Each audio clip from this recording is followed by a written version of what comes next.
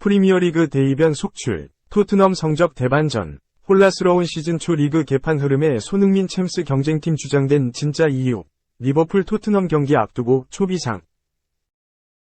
포스테코글루 감독 부임 이후 토트넘은 확 달라진 전술을 앞세워 리그에서 무패 행진을 이어가고 있습니다.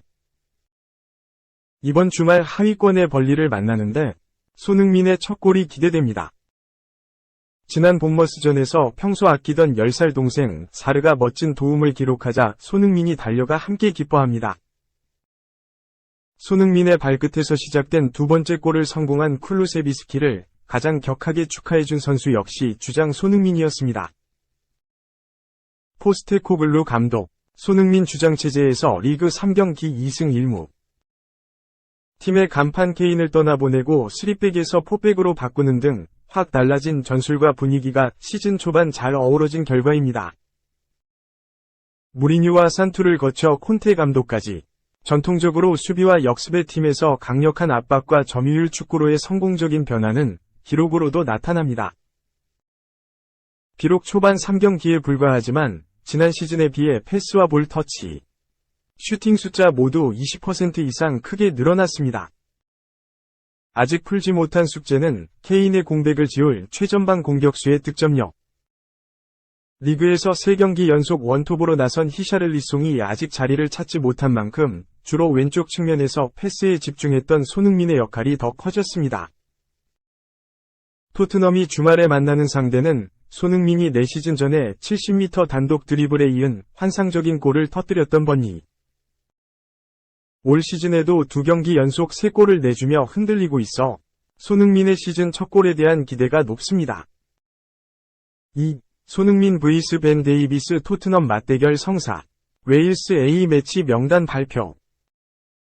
대한민국 축구대표팀은 내달 8일 이하 한국 시간 오전 3시 45분 웨일스 카디프시티 스타디움에서 웨일스를 상대로 친선 경기를 치른다. 한국이 유럽에서 현지 국가를 상대로 평가전을 치르는 건 2018년 3월 북아일랜드, 폴란드전 이후 5년 6개월 만이다. 앞서 한국이 9월 A매치 명단을 발표한 가운데 웨일스 축구협회도 31일 A매치 소집 명단을 발표했다. 손흥민의 토트넘 동료인 벤 데이비스와 조 로든, 리즈 유나이티드, 이 이름을 올렸다. 황의조, 노팅엄 포레스트, 와 한솥밥을 먹는 브레넌 존슨, 니코 윌리엄스, 웨인 헤넷이 등도 포함됐다. 아스널, 유벤투스 등을 거쳤던 에런 램지, 카디프시티, 와 키퍼 무어, 본머스, 조 모렐, 포츠머스, 해리 윌슨, 풀럼 등 2022 국제축구연맹, 피파, 카타르 월드컵에 나섰던 주축 선수가 대거 포함됐다. 피파 랭킹 28위의 한국과 35위 웨일스와의 A매치 대결은 이번이 처음이다. 웨일스는 지난 월드컵에서 64년 만에 본선 무대를 밟았으나 조별리그를 넘지 못했다. 웨일스는 지난해 카타르 월드컵에서 64년 만에 월드컵 본선 무대에 나섰으나 조별리그에서 1무 2패로 16강 진출에 실패했다. 유럽 선수권 2016과 2020에선 각각 4강과 16강에 올랐다. 한국은 웨일스전을 치른 뒤 13일 영국 세인트 제임스 파크에서 사우디아라비아와 격돌한다. 웨일스는 12일 라트비아를 상대로 유로 2024 예선을 치른다. 3. 투수들의 무덤, 그 명성 어디 안 갔다. 류현진 에라 7.09 그곳서 플렉센과 한판 대결. 투수들의 무덤이라는 그곳은 미국 콜로라도주 로키산맥 덴버의 다운타운에 자리하고 있다. 해발 1580m 위 고지대에 위치해 공기 밀도가 평지보다 10% 정도 낮아 타구의 비거리가 8에서 10% 더 나온다.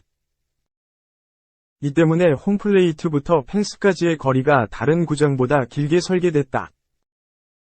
펜스 길이는 좌 106m, 중앙 126m, 우 107m다. 또 습도 유지를 위해 담배 저장실로 불리는 휴미더의 공인구를 보관한다. 1995년 개장한 콜로라도 로키스의 홈쿠어스 필드는 점수가 많이 나는 구장으로 유명하다. 홈런과 안타가 폭발적으로 터지기 때문이다. 타자 친화적, 히터 프렌들리, 구장이자 투수들의 무덤이라고 불리는 이유다. 쿠어스 필드에서 가장 유명한 사건으로 일본인 투수 노모 히데오가 작성한 이 구장 유일의 노히터를 꼽을 수 있다. 그는 LA 다저스 시절인 1996년 9월 18일 9이닝 동안 4볼넷만 내주고 8탈3진 무실점의 호투를 펼치며 자신의 생애 2개 중 첫 노히터를 이곳에서 달성했다. 코리안 특급, 박찬호가 100마일 강속구를 던진 곳이기도 하다. 박찬호는 1996년 6월 28일 콜로라도전에서 전광판에 100마일이 찍힌 직구를 던진 적이 있다. 스태캐스트라는 통일된 첨단 추적 시스템이 도입된 건 2008년이다. 스태캐스트가 분석한 올 시즌 쿠어스 필드의 파크 팩터를 들여다봤다. 거의 모든 지표에서 1위다. 우선 득점에 대한 PF는 123으로 압도적 1위다. 다른 구장들보다 점수가 23% 더 많이 나온다는 얘기다. 안타 PF도 115로 역시 1위다. 2루타 124는 3위. 3루타 209는 1위다. 홈런은 108로 9위로 명성에 비해 낮은 편이다. 언급했듯 펜스까지의 거리가 평균적인 구장보다 5에서 8m 멀기 때문으로 풀이된다. 이들 항목들을 종합평가한 PF는 111로 1위에 올라있다. 2위는 보스턴 레드삭스의 홈 페네이 파크로 109다. 최근 쿠어스 필드에 등판한 투수들의 성적도 봤다. 31일 열린 콜로라도와 애틀랜타 브레이브스의 경기. 콜로라도 선발 카일 프리랜드는 5와 3분의 2이닝 동안 홈런 3개를 포함해 8안타를 얻어맞고 7실점했다. 반면 애틀랜타 선발 더라이어스 바인스는 6이닝 4안타 2실점으로 메이저리그 데뷔전에서 퀄리티 스타트를 올리는 기염을 토했다. 전날 애틀랜타 선발 브라이스 엘더는 6이닝 8안타 4실점했고 콜로라도는 5명의 투수가 나가 합계 18안타를 맞고 14점을 줬다. 콜로라도 투수들의 올 시즌 홈경기 평균 자책점은 6.13으로 이 부문 전체 꼴찌다. 토론토 블루제이스 류현진이 4년 만에 쿠어스 필드 마운드에 오른다. 9월 2일 오전 9시 40분 콜로라도를 상대로 시즌 4승에 도전한다. 류현진은 지난 27일 클리블랜드 가디언스와의 홈경기에서 5이닝 4안타 3실점, 2자책점, 의 호투를 펼치며 시즌 3승을 거뒀다. 지난 14일 시카고 컵스전 5이닝 2안타 2실점, 21일 신시내티 레즈전 5이닝 4안타 2실점에 이은 3연승 행진 중이다. 류현진도 쿠어스 필드에서 고전을 면치 못했다. 통산 6경기에 등판해 26과 3분의 2이닝을 던져 1승 4패. 평균 자책점 7.09, 윕 1.95, 피안타율 0.341을 기록했다. 난타를 당했다. 다만 가장 최근 쿠어스 필드 등판 기억은 좋다. 다저스 시절인 2019년 8월 1일이다. 당시 6이닝 3안타 1볼넷 무실점의 호투를 펼친 바 있다. 그래도 안심할 수 없는 곳이다. 이날 콜로라도 선발은 KBO 출신 크리스 플렉센이다.